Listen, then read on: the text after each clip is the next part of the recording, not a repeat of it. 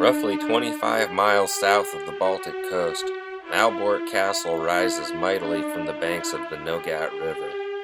The largest brick castle in the world, the formidable 52-acre fortress stands as the grandest monument to the Order of the Teutonic Knights and the power they once held. The knights, who dedicated their service to Saint Mary, named the castle Marienburg, the Fortress of Mary. Gazing upon its vast red brick walls, its immense scale makes you start to second-guess yourself, trying to fit it into a more manageable frame of reference for your mind to process. I mean, no one would possibly build a Gothic fortress that big. You must just be delirious from your travels. By the time you emerge from its labyrinthine interiors, more delirious than ever, you'll know for sure that your first impression was correct. The castle dominates and defines the town of Malbork, with most of the old town destroyed during World War II. In its post-war rebirth, it was decided to focus restoration efforts solely on the castle, which had been more than 50% destroyed. What rubble remained salvageable from the devastated old town was largely hauled away to be used in the reconstruction of Gdańsk and Warsaw. While it was a noble, worthy sacrifice, you can't help but wish some semblance of the old town that grew up beside the castle had been preserved. Construction of Marienburg began in 1276, 50 years after the order had first come to Poland at the behest of Duke Conrad of Mazovia. With little opportunities left in the Holy Land following their part in the Crusades, the order accepted the Duke's appeal for protection against the pagan Slavic tribes to the east. The order had just spent 14 years under a similar arrangement in the Kingdom of Hungary, defending its southeastern frontier. As they successfully dealt with the threat of invaders there, they also began to bring in Germanic settlers to farm the lands. Becoming more and more expansionist with their efforts, the order began to conceive of themselves as rulers of a new land, no longer on a defensive mission, but rather one of conquest. Conquest in the name of God, of course. The order began to claim and fortify the frontier they pacified. Needless to say, this didn't sit well with the King of Hungary, nor did the order's mistreatment of Hungarian settlers. Things finally came to a head in 1225, with Hungarian military forces driving the knights from the land.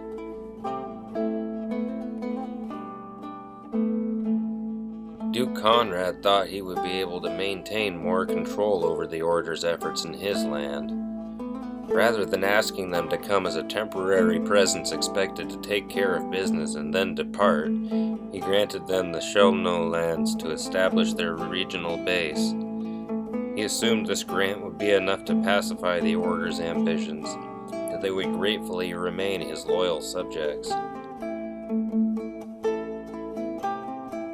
He would quickly find out how wrong he was, which was about as wrong as he could be. But he would also witness how brutally effective they could be as a military force under his command. The Teutonic Knights proceeded to violently convert the pagan tribes to Christianity, or if that failed, they would simply annihilate them. This was largely the fate of the original Slavic Prussian tribes, their name later adopted by the Germanic population that replaced them. It was because of their religious mission that the Teutonic Order was able to gain the Golden Bull of Rimini from the Holy Roman Emperor, which declared that all lands conquered by the Knights would come under the control of the Holy Roman Empire. Duke Conrad was infuriated by this backdoor move, which shifted the Order's allegiance away from him to the Emperor and the Pope. It was just one of the many problems he was facing holding his lands together, while the Order's power continued to grow. The Pope, seeing the Knights' conversion efforts as a new holy crusade, confirmed their rights to the territory they conquered.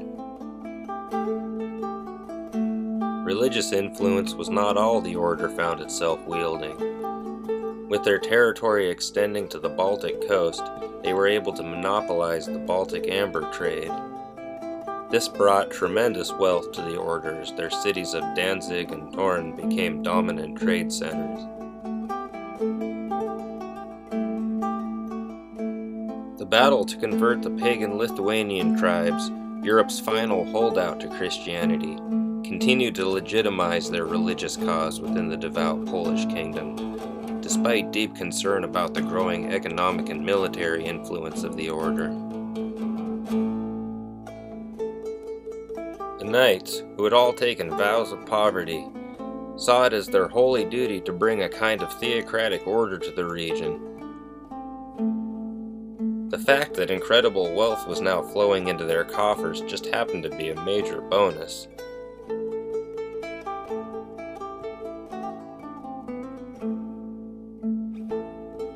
If the lessons of the Holy Land had taught them anything, it was to seize such opportunities to survive as a vital force for Christendom, for it was not every day that God opened such doors.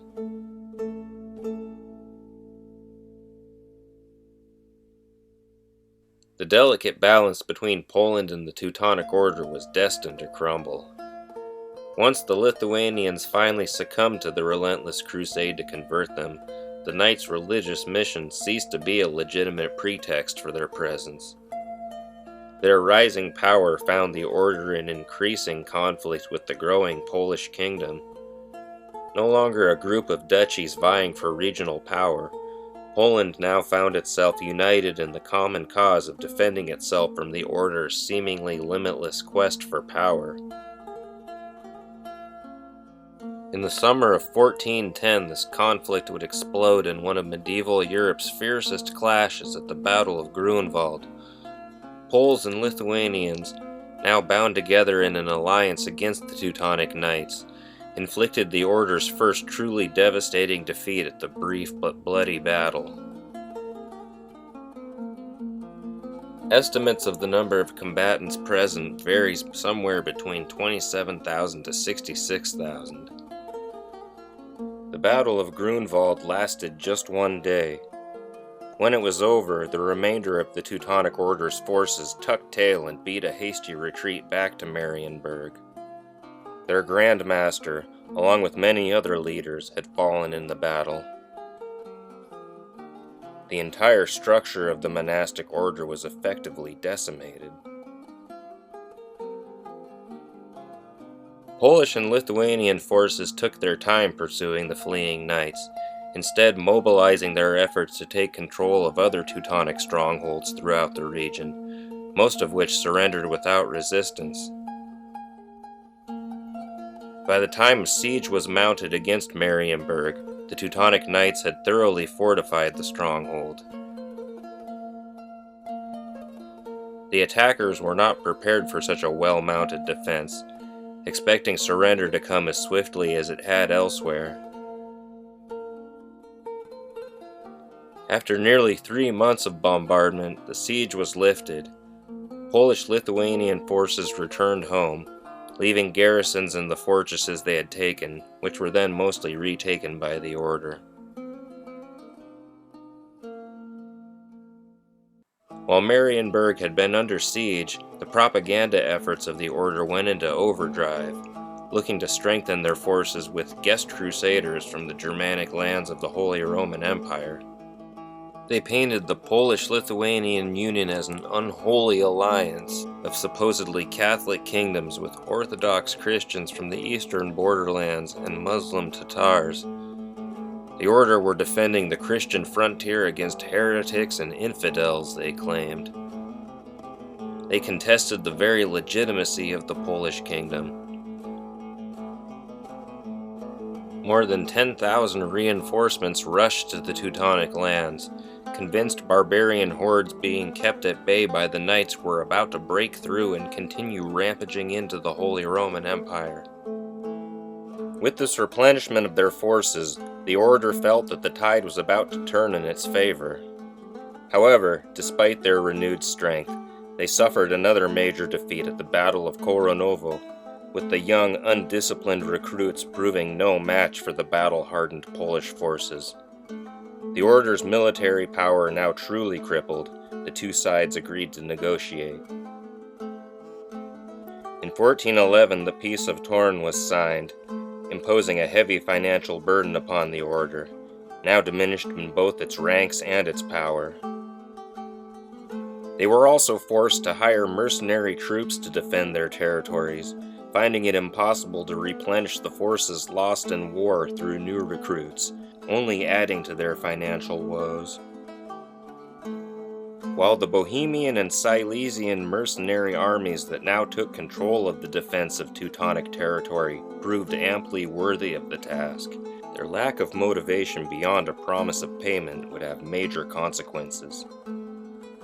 The Order spiraled deep into debt, confiscating wealth from churches and levying increasingly steep taxes upon the lands under its control to make the payments. Eventually, the decline of the Order, coupled with the increased tax burden, led to the foundation of the Prussian Confederation in 1441, standing in defiance of the Order on behalf of Prussian merchants. This opposition would decisively defeat the Order at the end of the 13 Years' War in 1466, bringing their influence in the region to an end. Marienburg wouldn't be surrendered at the end of the war. It would actually be lost 9 years earlier. The mercenaries who defended the castle, with back pay owed to them that would add up to something like $50 million today, and with Marienburg itself the promissory collateral that they held in lieu of payment, just turned around and sold the castle to Poland's King Casimir IV for the wages they were owed. It would be the end of the Teutonic Order's nearly 150 years headquartered in Marienburg. The castle became one of the Polish royal residences, now known by the Polish name Malbork. From 1656 to 1660, it fell under the control of Swedish forces during their deluge of the country, but otherwise it would remain under Polish control until the annexations of 1772, which saw it become part of the Prussian Empire, once again under Germanic control.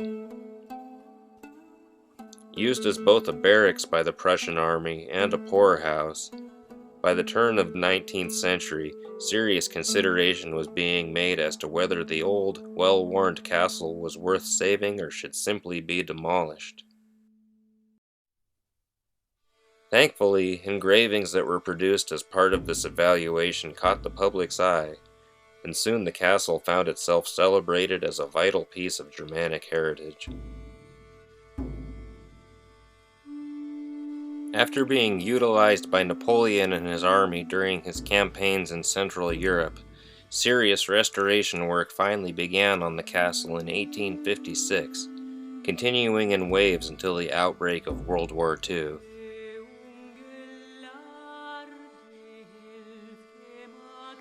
After the damage it suffered in battle, more extensive work was undertaken to bring us the tremendous restoration of the fortress that stands today. In some places, only fragmentary features of the statues of the saints remain. Perhaps they reflect the fragmentary nature of the Teutonic Order's legacy. The power they once wielded as a collective now has no embodiment left in our world, merely the hint of a hand here or a face there, somehow mounted without a body to bear the load, held aloft as a reminder of what once was.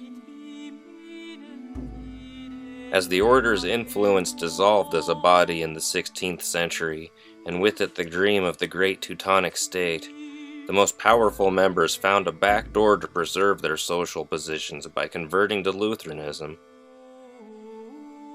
This allowed them to secularize properties that the Order had held in the name of the Catholic Church and acquire them as their own assets, becoming a part of the Prussian nobility as wealthy landowners. Their final religious scheme for advancement became the abandonment of Catholicism entirely.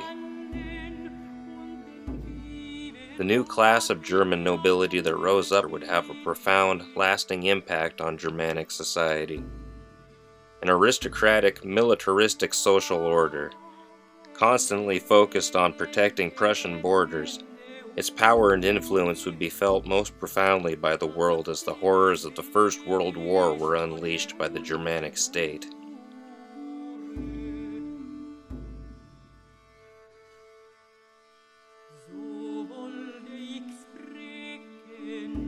The Prussian Empire had taken on the Teutonic Knights as their great heritage. The Nazis would also do the same. Their defeat brought with it a reckoning of those deep-rooted ideals of duty, discipline, and nationalistic loyalty that still find reverberation in our times. Perhaps it's the scars of Malbork that show us the futility of building walls and thinking they will protect us from our own worst tendencies, rather than imprison us with our shadows.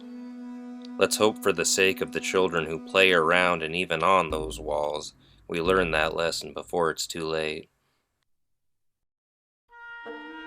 On my way back to Gdynia, I took a trip to neighboring Tri-City Gdańsk.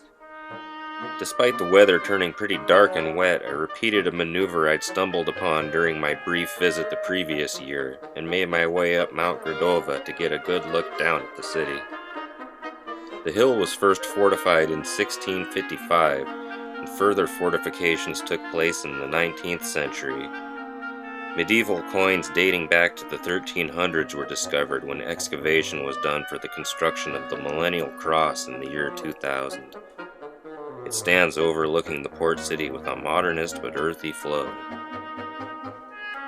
Perhaps that is the best way to describe the energy of Gdańsk.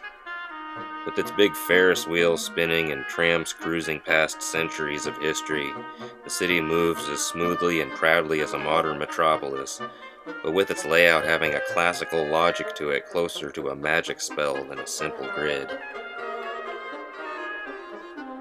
Gdańsk would grow into the region's most important center for Baltic trade after King Mieszko I, Poland's first Christian king, annexed the settlement in 980, constructing a fortress where the Vistula and Motłowa rivers meet. It was this growing importance as a trade hub that first brought German merchants to the region towards the end of the 12th century. Establishing their own Germanic colony, by the next century they would find themselves vying for control of the region when the dynasty of the ruling Polish duchy came to an end. In alliance with Brandenburg forces, they would briefly take control of the town. Polish forces under siege in the old fortress, seeing no other choice, reached out to the Teutonic Order, who were also vying for control of Gdańsk. The Teutonic Knights freed the Poles, but then proceeded to take control of the town, massacring both Brandenburg forces and townspeople alike. This act would cement the hostilities between Poland and the Teutonic Order for the remainder of the Order's existence. Now known by its German name of Danzig, Gdańsk would remain under the Order's control until 1466, when it would be incorporated into the Kingdom of Poland after the Second Peace of Tarn. Still maintaining a majority Germanic population, it would become part of the Prussian annexation of Poland in 1793. At the end of the First World War, it would find itself not integrated into the new nation-state of Poland, but rather a free, independent city, considered too vital to trade to be under any one nation's control. It wouldn't remain free for long.